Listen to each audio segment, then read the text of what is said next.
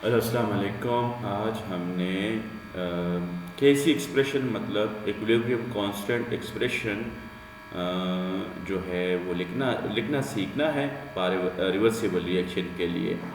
ये जो केसी है इसको हम कहते हैं इक्विलिब्रियम कांस्टेंट, और ये सिर्फ और सिर्फ क्या है, ये रिवर्सिबल रिएक्शन के लिए लिखा जाता है।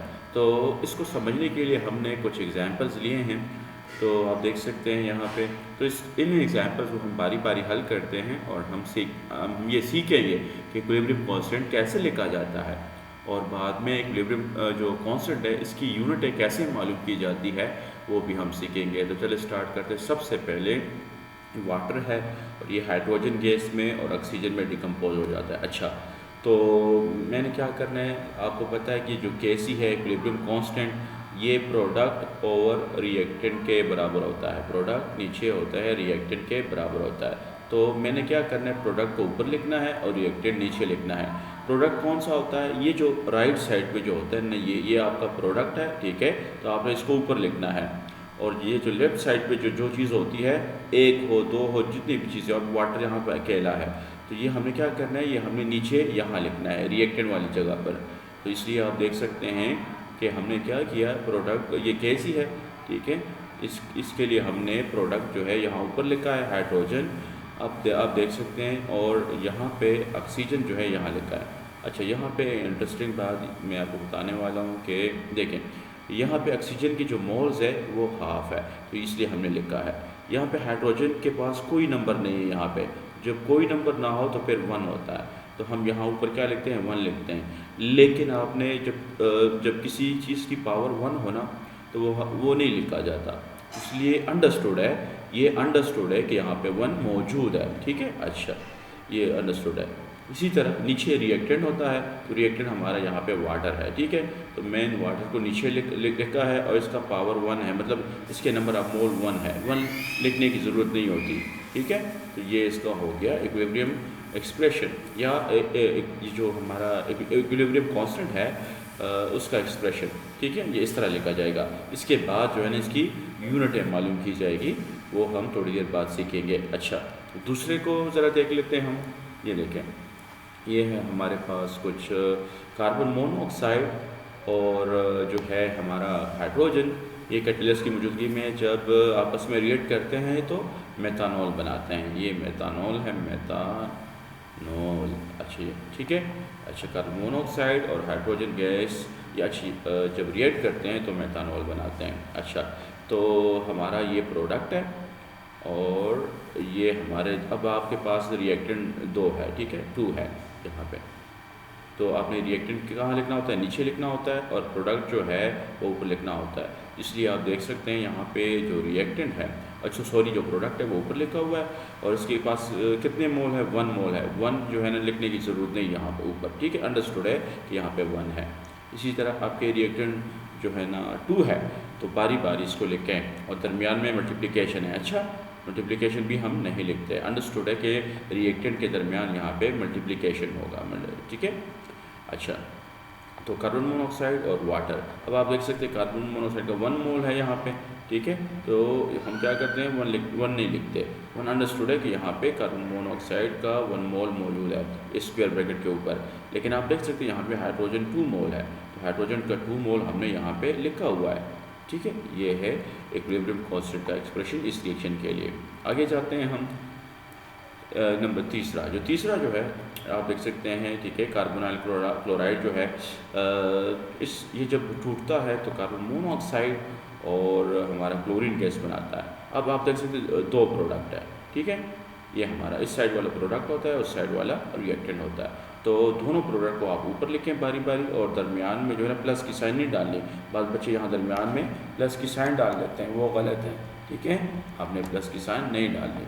अच्छा, और तो आपने ये जो COCl2 है वो नीचे लिख देना है, सबके 1 मोल है, तो ये ठीक है, ये एक्सप्रेशन इसके लिए ठीक है।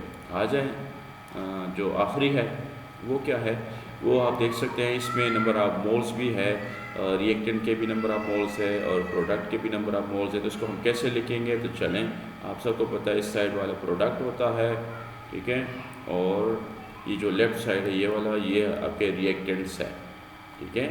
अब प्रोडक्ट भी 2 है और रिएक्टेंट भी 2 है, तो बारी बारी हम इसको लिखेंगे। तो ऊपर आपको हमेशा पता है, ऊपर ये जो प्रोडक्ट है ये लिखा जाता है।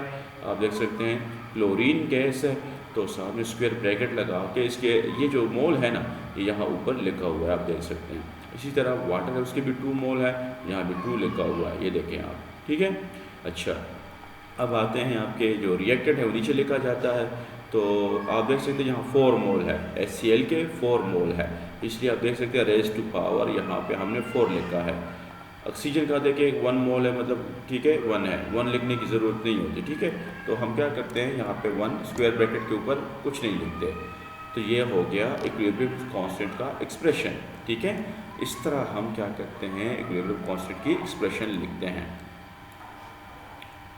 अच्छा, अब हमने क्या करना है, इक्विलिब्रियम कांस्टेंट की हमने एक्सप्रेशन जो है ना देख ली। अब हमने इसके यूनिट्स मालूम करना है कि इसका यूनिट क्या होता है। तो इक्विलिब्रियम कांस्टेंट का जो यूनिट है वो वेरी करता है रिएक्शन टू रिएक्टेंट, मतलब ये सेम नहीं होता, इसका यूनिट हमेशा सेम नहीं होगा। हर एक रिएक्शन के लिए इसका यूनिट डिफरेंट होगा, कभी क्या होगा कभी क्या होगा। तो अभी आपने देखना है कि ये हमारे पास कुछ एग्जांपल्स है 1 2 3 4, इसको मैं बारी बारी हल करता हूँ। तो आपने देखना है कभी भी इसका जो यूनिट्स है वो सेम नहीं होगा। तो चले देख लेते हैं। बाज़ दफ़ा इसका यूनिट 0 भी आ जाता है, तो वो भी ठीक है। तो आ जाए हम, ये डिपेंड करता है, ये जो हमारे कंसंट्रेशन है उस पर डिपेंड कर, molar concentration, reactant and product के मोलर कंसंट्रेशन पे इसका यूनिट जो है डिपेंड करता है। तो आज इसको देखते हैं। चले, अब उसी तरह ये मेरे पास वो जिसका हमने इक्विलिब्रियम कांस्टेंट लिखा था, कार्बोनाइल क्लोराइड, और ये हमारा कार्बन मोनोऑक्साइड और क्लोरीन गैस, ये हमने सीखा था, ठीक है, कि ये प्रोडक्ट होते हैं ये वाले, और ये रिएक्टेंट है, तो इसको नीचे हमने सीखा। अब देखें इसका जो ये जो स्क्वायर ब्रैकेट है ना, ये स्क्वायर ब्रैकेट ये किसको ज़ाहिर करते हैं, ये ज़ाहिर करते हैं मोलर कंसंट्रेशन को, मोलर कंसंट्रेशन को ये ज़ाहिर करते हैं, ठीक है, मोलर कंसंट्रेशन को ज़ाहिर करते हैं। तो मोलर कंसंट्रेशन असल में मोलरिटी होती है, और मोलरिटी का यूनिट होता है हमारे पास, इसका यूनिट होता है मोल पर डेसीमीटर क्यूब, मोल पर डेसीमीटर क्यूब को आप इस तरह भी लिख सकते हैं, ठीक है, -3, ठीक है। ये डेसीमीटर क्यूब क्या है, ये लीटर कहते हैं, मोल पर लीटर भी कह सकते हैं आप इसको, ठीक है। डेसीमीटर क्यूब असल में लीटर होता है, मोल पर लीटर, मोल पर डेसीमीटर क्यूब। अच्छा, तो हमने क्या करना है, जहाँ जहाँ स्क्वायर ब्रैकेट है ना उसको हमने इस तरह करना है कि उसको ये वाला जो छोटा ब्रैकेट है उसमें तब्दील करना है, साथ में जो है ना ये यूनिट भी वहाँ पे लिखनी है, ठीक है, ऐसे। चले आज स्टार्ट करते हैं। तो सबसे पहले ये देखिए कार्बन मोनोऑक्साइड है, इसके कितने मोल है, इसका 1 मोल है।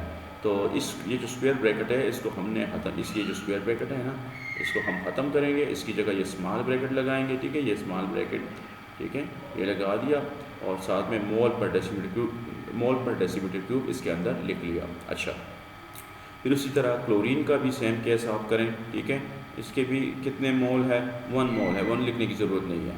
अच्छा, लिख लिया। फिर नीचे जो है ना क्या है, कार्बोनाइल क्लोराइड है, वो लिख दें आप। उसी तरह इसका यूनिट भी लिख दें, सेम यूनिट है, मोलर कंसंट्रेशन। स्क्वायर ब्रैकेट जहाँ भी है ना उसको इस छोटे ब्रैकेट में तब्दील करें, पैरेंथेसिस में, और इसके जो मोल अगर है तो वो यहाँ ऊपर लिख दें। ऊपर अगर 1 है 1 लिखने की ज़रूरत नहीं होती, ठीक है।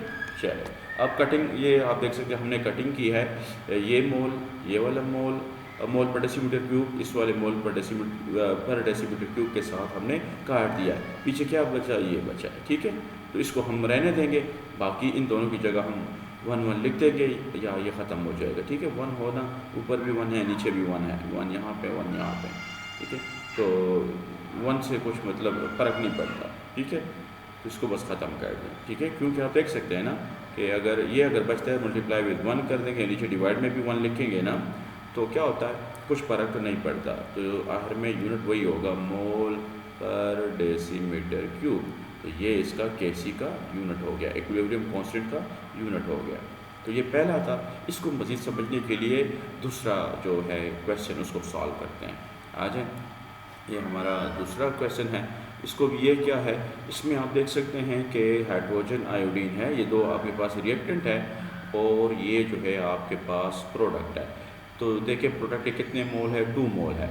इसी तरह रिएक्टेंट के मोल देंगे, 1 मोल यहाँ से 1 मोल यहाँ से, तो टोटल कितने हो गए, 2 मोल। तो रिएक्टेंट के भी टोटल जो मोल है वो 2 है। प्रोडक्ट के टोटल मोल कितने हैं, वो भी 2 है।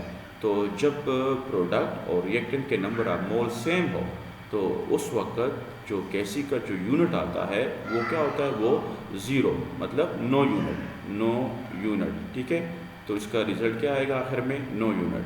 तो चलिए इसको कंफर्म करते हैं। आज सबसे पहले इक्विलिब्रियम एक्सप्रेशन मैंने लिख लिया, ठीक है, लिख चुका हूँ आपके सामने, ये देख सकते हैं। अच्छा, फिर आप क्या करें, ये मोल पर डेसीमीटर क्यूब, इसका यहाँ पे 2 क्यों लिखा हुआ है, इसलिए लिखा हुआ है कि हाइड्रोजन आयोडाइड के 2 मोल प्रेजेंट है, प्रोडक्ट के 2 मोल प्रेजेंट है। इसी तरह नीचे हाइड्रोजन है और आयोडीन है, तो बारी बारी ये आयोडीन के लिए, ये हाइड्रोजन के लिए, ये दोनों आपस में मल्टीप्लाई करेंगे ना तो क्या होगा, इसके भी 2 मोल बनेंगे। तो आप देख सकते हैं ऊपर नीचे बिल्कुल सेम है, ठीक है, तो ये दूसरे को कैंसिल आउट करेंगे तो 1/1, ठीक है, 1/1 आ जाएगा, मतलब यूनिट गायब है। ठीक है, तो यूनिट गायब है, कोई यूनिट है ही नहीं, तो ठीक है, तो इसका जब कोई यूनिट मौजूद ना हो, मतलब मोल या डेसीमीटर क्यूब मौजूद ना हो, तो हम कहते हैं इसका कोई यूनिट नहीं बचा, तो लिहाजा इसका नो यूनिट्स। अच्छा, ये था।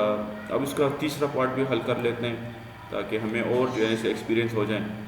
वो क्या है, वो वाटर के लिए था, हमने ये सीखा था इससे पहले क्वेश्चन में। तो ये देखें, ये हमने कैसी लिखा है इसका, अब इसके जो है ना मोल लिख देंगे, यूनिट्स लिख देंगे। आप देख सकते हैं उसी तरह स्मॉल ब्रैकेट्स में आप क्या करेंगे, यहाँ पे 2 मोल है तो यहाँ ऊपर 2 लिखा हुआ है। इसी तरह इसको भी देखें, इसकी भी 2 मोल है तो यहाँ 2 लिखा हुआ है।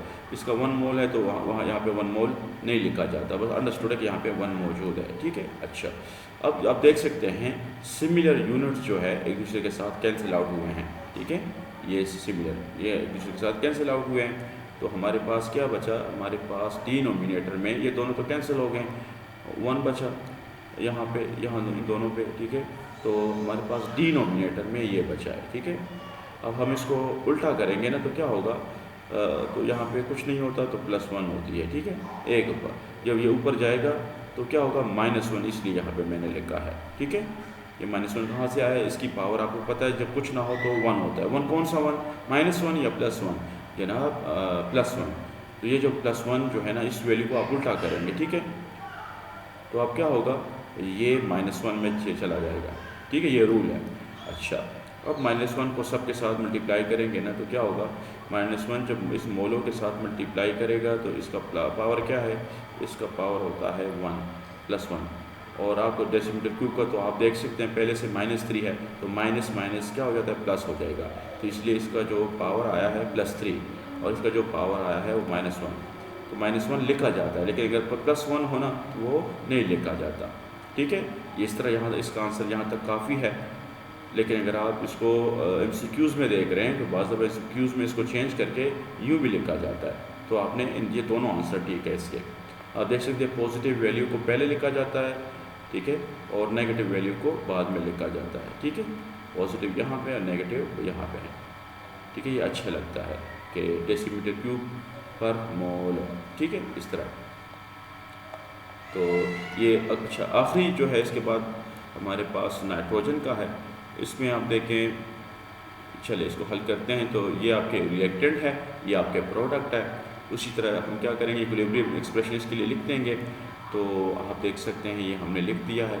तो अब इसके नंबर आप मोल क्या कहते हैं, यूनिट्स लगाएं। तो यहाँ पे आप देख सकते हैं इसके 2 मोल है।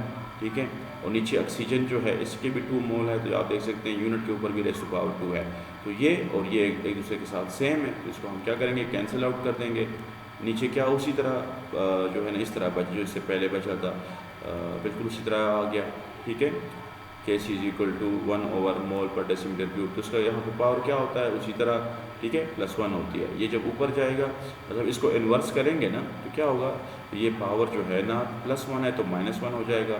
फिर -1 को सबके साथ मल्टीप्लाई करेंगे तो बिल्कुल सेम टू सेम रिज़ल्ट जिस तरह से पहले था, बिल्कुल उसी तरह का रिज़ल्ट आ जाएगा। ठीक है, अच्छा, बिल्कुल सेम टू सेम रिज़ल्ट आ जाएगा, ये देख सकते हैं आप। तो इस तरह ये हमारा भी जो है ना हल हो गया है। ठीक है, यहाँ तक काफ़ी है आज के लिए।